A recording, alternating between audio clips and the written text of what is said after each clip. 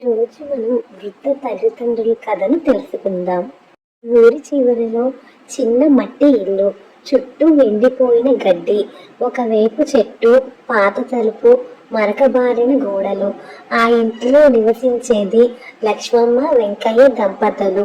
ఇద్దరు 70 ఏళ్ళు పైబడిన వయసు వారు. జీవితాంతం కష్టపడి పిల్లలను పెంచి పెద్దవారు చేసిన తల్లిదండ్రులు. వెంకయ్య పొలం పనిలో తన యవ్వనాన్ని గడిపాడు. లక్ష్మమ్మ నిత్యం ఇంటి పనులతో పాటు పిల్లల కోసం ప్రాణాలు పెట్టింది. వాళ్ళకి 2 కుమారులు, రవి, సురేష్. చదువు కోసం పట్టణానికి వెళ్ళిన వారు ఉద్యోగాలు సంపాదించుకుని అక్కడే పెళ్లిళ్ళు చేసుకున్నారు.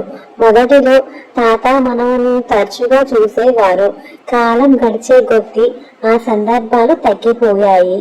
పండగలప్పుడు కూడా ఆ ఇంట్లో నిశ్శబ్దమే.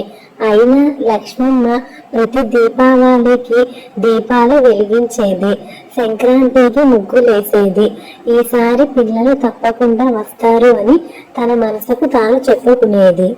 ఒకరోజు వెంకయ్యకి అనారోగ్యం రావడం మొదలయ్యింది. కాళ్ళు వణకడం, నడవలేకపోవడం.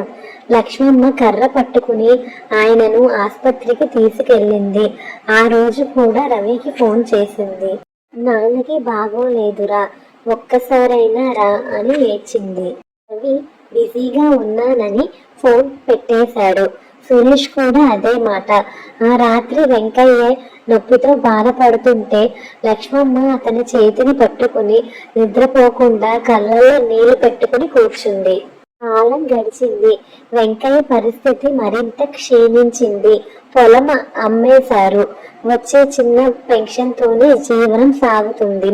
ఒకసారి వెంకయ్య లక్ష్మమ్మ చేతిని పట్టుకుని మెల్లిగా ఇలా అన్నాడు, నాకేమైనా అయితే పిల్లలను తప్పుగా అనుకోకు, వాళ్ళకు వాళ్ళ జీవితం ఉంది. లక్ష్మమ్మ తట్టుకోలేక ఎక్కిళ్ళు పెట్టింది. కొద్ది రోజులకే వెంకయ్య కన్ను మూశాడు. గ్రామమంతా వచ్చి చూసింది. కానీ పిల్లలు మాత్రం మరుసటి రోజు వచ్చారు. అంత్యక్రియలు ముగిశాక అనాసక్తిగా మాట్లాడి తిరిగి పట్నానికి వెళ్ళిపోయారు. వాటి నుంచి లక్ష్మమ్మ ఒంటరిగా జీవించటం మొదలుపెట్టింది. ప్రతిరోజు ఉదయం ముందు వెంకయ్య ఫోటో ముందు దీపం వెలిగించి, నిన్ను ఒంటరిగా వదిలేసినందుకు క్షమించు అని మౌనంగా మాట్లాడేది.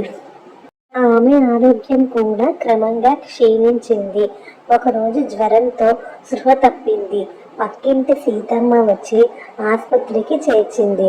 రవికి, సురేష్కి సమాచారం ఇచ్చింది. వాళ్ళిద్దరూ ఈసారి నిజంగా వచ్చారు. కానీ ముఖాలలో ఆందోళనను కాదు, పని భారమో బాధ్యతల భారమో ఉన్నట్టు కనిపించింది. డాక్టర్ అన్నాడు, మీ అమ్మకి మానసిక బాధ ఎక్కువ, మందుల కంటే మీ ప్రేమ ఎక్కువ కావాలి. ఆ మాటలు వాళ్ళ హృదయాన్ని తాకాయి. రవి మొదటిసారిగా తన తల్లిని పట్టుకున్నాడు. చేతులు ఎండిపోయి ఉన్నాయి. చూసి గుండె బరువెక్కింది. అమ్మ, మేము తప్పు చేశాము అన్నాడు. లక్ష్మమ్మ కళ్ళల్లో నుంచి నీళ్లు కారాయి. కానీ ఆమె ఏడవలేదు. చిరునవ్వుతో ఏమాత్రం చెప్పింది, ఇది బాగుంటే చాలు నాన్న. ఆ రోజు సురేష్ తన తండ్రి ఫోటో ముందు నిలబడి మనసులోని క్షమాపణ కోరుకున్నాడు. ఆసుపత్రి నుంచి తిరిగి వచ్చిన తర్వాత వాళ్ళిద్దరూ మారిపోయారు. వారానికి ఒకసారి వచ్చేవారు. ఇంటిని బాగు చేశారు. లక్ష్మమ్మకు కొత్త బట్టలు కొన్నారు. ఆమెను పట్నానికి తీసుకువెళ్ళాలని ఆలోచించారు. లక్ష్మమ్మ అంది, నేను ఈ ఇల్లు విడిచిపెట్టలేను నాన్న. మీ నాన్న ప్రతి శ్వాస ఇక్కడే ఉంది. వాళ్ళు అర్థం చేసుకున్నారు. ఇకపై ప్రతి నెల ఇద్దరిలో ఒకరు తల్లితో ఉండాలని నిర్ణయించుకున్నారు. ఒకరోజు లక్ష్మమ్మ మనవరాళ్లను చూసింది. చిన్నారి వచ్చి అమ్మమ్మ మెడ చుట్టూ చేతులు వేసి, అమ్మమ్మ, నువ్వు ఒంటరిగా ఉండకూడదు అని అన్నది. ఆ మాటలు విని లక్ష్మమ్మ కళ్ళల్లో నీళ్లు తిరిగాయి. ఆ రోజు మొదటిసారిగా ఆమె హృదయం పూర్తిగా ఆనందంతో నిండింది.